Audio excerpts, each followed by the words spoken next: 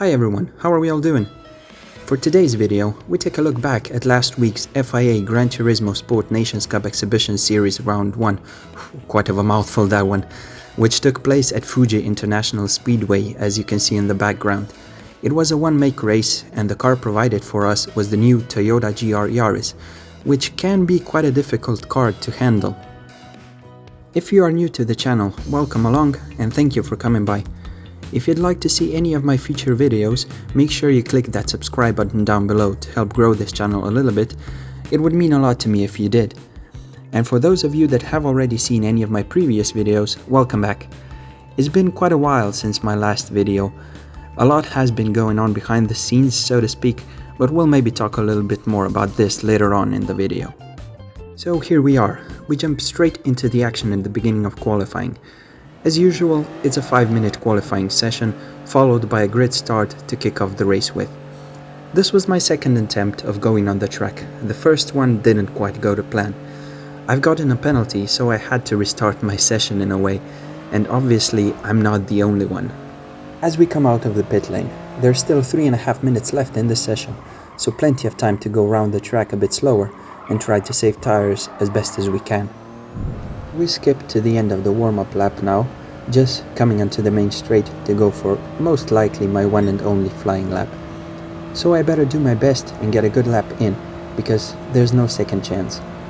Sometimes that can be a hard thing to do, putting all that pressure on yourself, having just one lap to get a good starting position for the race.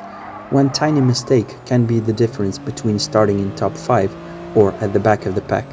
Getting through this first sector without any big problems. But in all fairness, there is just one corner in this sector. Although you can get that first turn quite badly wrong, the hardest parts of the track are still ahead. This middle part of the track is all about trying to keep the car balanced as best as you can through that long right-hander and this tight hairpin, before heading downhill to the most difficult and technical part of the track. Looking at the map in the top right corner, you can see lots of cars crossing the finish line and posting their lap times. They still have time to do one more lap, but their tires might be pretty worn out at this point, so I'm not expecting them to improve their times at all, unless someone made a really big mistake and had to abandon the lap altogether and start again. And now we come to that final part of the lap, the most technical and the easiest to get wrong. Even in most of the racing cars, it's not hard to brake too hard into one of these corners, potentially running too wide, compromising your line for the next corner, reducing your speed and getting a slower lap time. This is even more true for this Yaris, or any other road car in this game. They are very sensitive to oversteer, so you really have to be careful going through here. Rounding up the last corner, we run slightly wide. The other corners in that last section were quite good in my opinion, and I was quite pleased with that lap despite the slight mistake at the end. So heading down the main straight, in a few moments time we'll see what the clock will say and where will that put me on the grid. Crossing the line in 1 minute 52.250 in P9, but in a matter of seconds we already get pushed down to P10 as you can see. At the end of the session we find ourselves starting in P12, which is not that bad, but could be better as well. And now I'll leave you to the Nations Cup intro and a quick run through the grid as usual.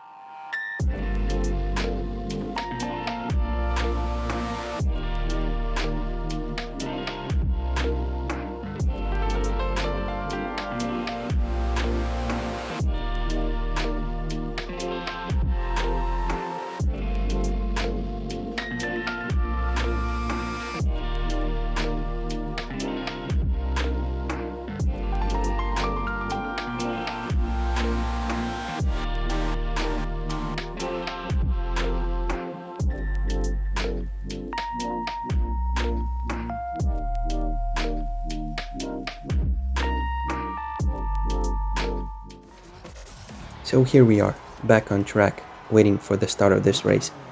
As I've said before, we have a grid start with false start check, so if you release the brakes too soon, you'll get a penalty right away, and everyone else will just drive off into the distance, making it hard to catch back up. Waiting for the starting lights, no need for traction control as this is a four-wheel drive car, holding the handbrake, foot to the floor, as the lights go out and off we go. We all get a decent enough start, so no positions gained nor lost at this point. Let's see what happens down at turn 1 then. Are we going to see any dive bombs, or are we all going to survive this turn 1? Taking a look with this TV camera, allowing us to see more of the action. There was some contact, but nothing too serious, and we all get around nicely. Although I have lost a position now, but I am on the harder compound of tires, and it's still a long way to go with 13 laps in this race. A lot can still happen. Now let's talk about tires. There are two compounds that you could use, medium and hard, and mediums roughly lasting about 6 or potentially 7 laps if you're really good at saving tires. There were a few different strategies available, but I chose to go on hards first and save those faster mediums for the end of the race. Coming out of this tight left-hander, we lose another position due to a bad exit out of the corner. The Italian in front got a much better run, and the Spaniard behind also potentially trying to go for a move at the next braking zone down at turn 10, also known as Dunlop corner. But pay attention to the radar in the bottom right corner. We can see someone just flying in, hitting the Spaniard off and hitting us in the process as well. I did expect something like that in the back of my mind, but it still caught me a little off guard. Someone flying in with so much speed and plowing their way past people. But stay tuned for more dive bomb action later on in the race. Although I must say that I haven't checked the replay from their point of view, so maybe they also got hit and just couldn't slow down enough. Rounding this quite eventful lap 1, let's say, going down from P12 to P17, I was saying to myself, it's still a long race, people will make mistakes, you just keep yourself out of trouble and stay away from penalties. Because of where the penalty is at this track, you can see we just passed it, it can cost you so much time. As we're going down the main straight, we're safely tucked in the slipstream of the cars ahead, which means we have to be extra careful in the braking zone, as with higher speeds, we have to start braking a bit earlier than usual. We do take it quite safe, but in front of us, people aren't being as careful. But fortunately for them, they all make it round and no one got punted off. This could be our chance to maybe try and gain a position at the next corner, since the Italian ahead didn't get the best of exits. Trying to go around the outside, but that will probably never work here, unless someone slows down way too much and lets the car on the outside get ahead.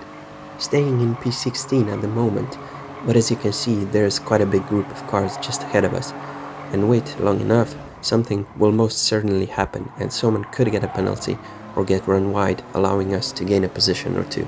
Just as I say that, we find ourselves in 13th place, gaining 3 positions in one corner. We've only done a lap and a half at this point, and we've already seen a lot of racing action, but the race is still very far from being over. Going defensive into turn 10 this time, but the Polish driver on the left brakes much later, and after a slight contact with the car ahead slowed them down, we found ourselves next to each other and unfortunately being pushed wide. Thankfully, we don't get a corner cut penalty, so we can continue racing. In these kind of cars, it's easier to go side by side through this section, as we are showing right now. Unfortunately though, we get pushed wide again on the exit, just like Lolama in front, and with lots of contact, we go back down to P17 for a moment, before those penalties ahead are going to get served. You can see the 2 cars ahead that went wide earlier just like us got a half-second penalty each. Usually that means corner cutting penalty, but fortunately we didn't get it. Maybe the game realized there was contact and that's why we went wide, so in that case I'd say the penalty system worked well. Following the Italian in front right on their bumper, we crossed the line to start lap 3. Moving out of their slipstream to play it safe, we come to the braking zone into turn 1 again, and this time it's going to get tasty. Keep an eye out on the radar again. In case you missed it, here's the replay. The car in front basically used my car to slow themselves down and make the corner. By some weird miracle, we didn't fly off into the shadow realm, and the Brit gets a penalty for it. We continue racing, and with focusing too much on the car on my right hand side, I forgot which gear I was in, so you could have heard I dropped a gear too low. And that slowed me down, so now I'm in second to last place, with just the Brit returning from the Shadow Realm behind us. The pack in front is still pretty bunched up, and if they start fighting each other, like they have been doing since the beginning of the race, I wasn't too worried that they would get too far away. Remember, we are still on the slower tire, even though the cars in front might also be doing the same strategy, but we'll see that later on. As we fast forward through this part, we can see cars ahead with penalties, and as I've said before, the penalties can be real killers in this race. Let's see how many positions we can gain just by staying penalty free up until this point. There's all sorts of things happening further ahead. If you look far enough, you can see two cars going off track while fighting, which usually isn't the best thing to do while racing. I mean, unless you're rallying or anything like that, but that's a whole nother story. After serving a penalty, the Italian slowly comes back onto the racing line, leaving me to quickly decide which would be the best way to go. So I decided to go right. Staying on the left would probably get us into some kind of trouble, as there was another slow car on the racing line, so I guess it was a good choice to go to the right and move past them. As you can see, our Tirrello ahead runs just slightly wide and leaves the door open just a tiny bit, but it wasn't enough to get ahead this time. We skip ahead a couple of laps now, getting towards the end of lap 6. At this point, it was already time to start thinking about a pit stop, since these hard tires have slowly started to fade away. But putting mediums on with 7 laps to go would have been a bit of a gamble right now, trying to fight for positions and save the tires as best as we could to the end. We can see the car understeering through most of these corners, and we run too wide on the exit of turn 15 here. Are we going to get a penalty this time? Unfortunately, the answer is yes. A half-second penalty for corner cutting, so to speak, but we got it so late in the lap, we're going to have to serve it next time we come to the penalty line. And at this point, I decided to come into the pits at the end of the lap as well. As mentioned at the beginning, there were a few reasons as to why it took me so long to post another video. One was that there were no FIA championship races during that time, so I decided to work on my channel a little bit, change a few things here and there, but also work on my future plans. Hopefully, not too long from now, there will be lots more content coming to the channel, not just with GT Sport, but for now, I'm trying to balance the content creation with my regular or real-life job, which can be quite tricky sometimes. But anyway, let's get back to the race now, as we're coming to an interesting moment here. Take a look at what happened and let me know down in the comments what you think. Was I too aggressive here, or did they just slam the door on me while I had nowhere else to go?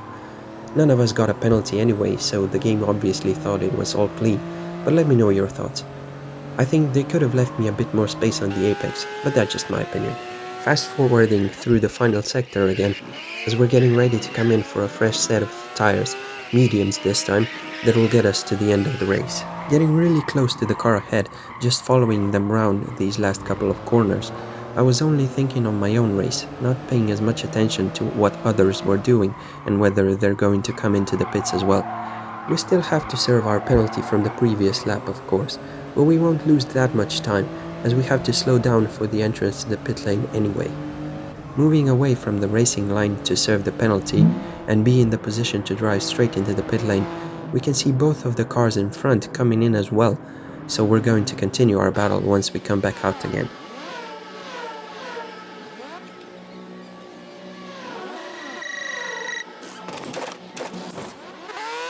We come back out in P16 again, 4 positions down on our starting position, but right now we're on the faster tire and we can surely make up some places till the end.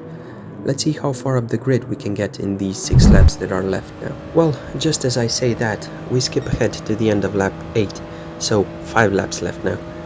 We can see some cars in the pits, so positions easily gained, thank you very much. Although, just 2 positions, but still.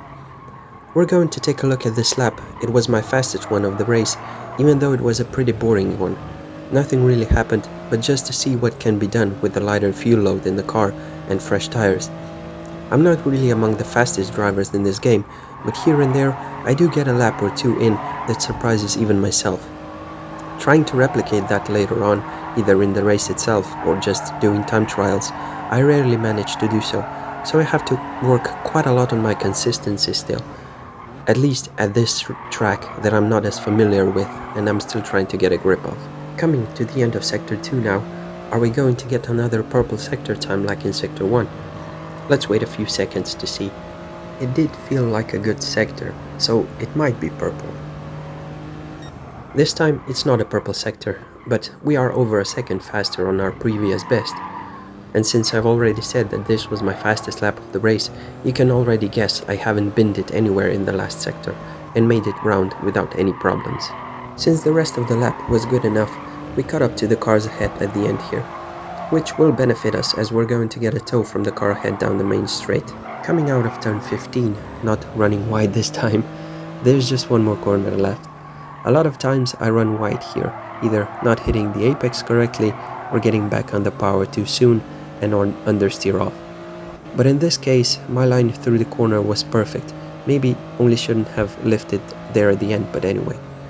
That makes us fall behind the car ahead a little bit, but fortunately just stay in the tow to pull us along. Crossing the line with 1 minute 51.902, which is just over 2.5 tenths slower than the actual fastest lap of the race. Looking ahead, you can already see this isn't going to end well. The Polish driver tried to go for a move down the inside, but I'm guessing they started braking way too late, which is why we can see them go wide. Can we capitalize on this mistake and get ahead? Yeah, this time we can, as we get a tiny nudge from behind after getting past, but nothing big, so we continue on our way. We pull ahead of the Polish driver ever so slightly and set our sights on the Spaniard in front. They seem to be struggling a tiny bit, so I was thinking of trying to go for a move into the hairpin here. I was way too far back, and with the experience from a few laps ago, decided to just brake harder and stay behind for now. And it looks like that decision might just pay off. They get the exit wrong, so we're side by side right away. But as the next corner is a right-hander, I'm not in the best position here once again. Coming to the braking zone, looks like they started braking earlier, so we managed to pull ahead.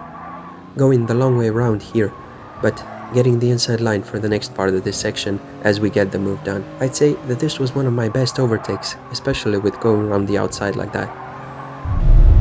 Moving ahead a bit now, starting lap 11, and once again pay attention to the radar in the right bottom corner. At this point I was aware of what was going on behind me. Let's take a look at what happened from a couple other point of views.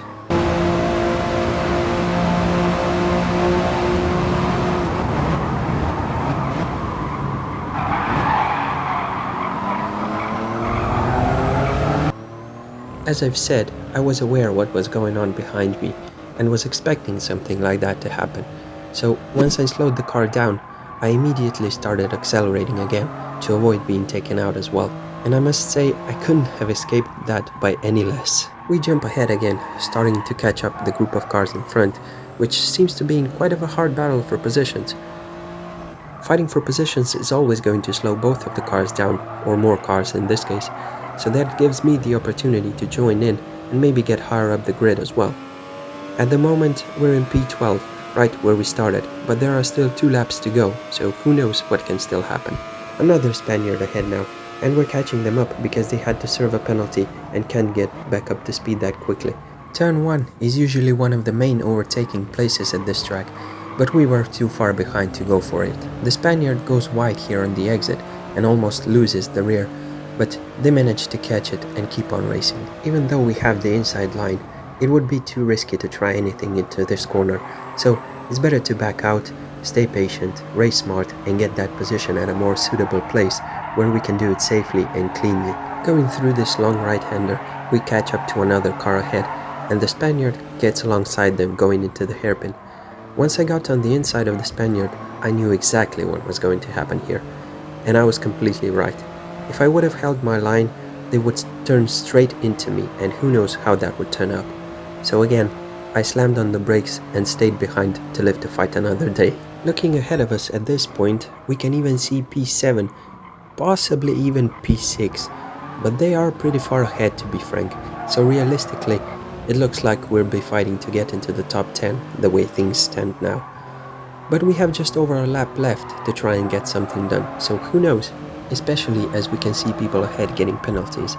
This late in the race, a half a second penalty like the German ahead has can be devastating. I mean, penalties aren't good to get at any point of the race, But if it happens in the middle of the race like it did for us, there's still some time left to recover from it and reduce the impact that the penalty has. The German Rappel Teddy, I hope I said that right and I'm sorry if I butchered the name, is serving their penalty and we move up to 11th. Top 10 is now just one car away and we're right on the rear bumper of the car ahead, so we could fight and get that P10 by the end. Marco decides to go defensive into turn 1, so the only way for us to go was round the outside, and we won't get lucky twice to get a move done that way. Marco almost loses it the same way as the lap before, but keeps on going. We can see a group of cars around P7 in front of us having their own little battle. Could we maybe join them? As we keep going through this section, the point I made a few laps ago about fighting and losing time just gets proven by the cars ahead. We catch up to the back of that fight very quickly, so P10 is not the best we can get in this race anymore. Let's keep our head down and maybe get past all of the cars ahead so we can finish in P7. We pull alongside Marco once again, and we can see one of the cars in front has a penalty for running wide in the previous corner. Going down to the last big braking zone and an overtaking opportunity, the cars ahead go almost 3 wide into the corner, and it really doesn't end well for one of them. I think it's the Dutch driver trying to go off-roading, but the game doesn't like that and it resets them way back and out of this fight. With 3 corners left to go, we find ourselves in P10, which was my goal even before the race started. But you can see things kicking off in front of us, so I'm sure we can get higher than that. Marco goes for a bit of a dive on Workhogger and myself, and hitting the Irish driver in the process. Obviously, Workhogger isn't too happy with what Marco had done, so they basically punt them off, clearing our way to finish in 8th. We still have to get to the finish line, but it's a straight line sprint to the end. That shouldn't be such an issue. Coming to the end of the race now, I never thought I could finish this high up the grid, considering where I was even at the beginning of the final lap. Getting P8 in the end is a good enough result for me, as I'm just trying to have some fun in this exhibition series, maybe learn a thing or two, before hopefully we get to the main season later on in the year, where I will really try my best and get the best possible results. So, thanks for watching. Please make sure to like the video and subscribe to the channel, and see you next time. Bye.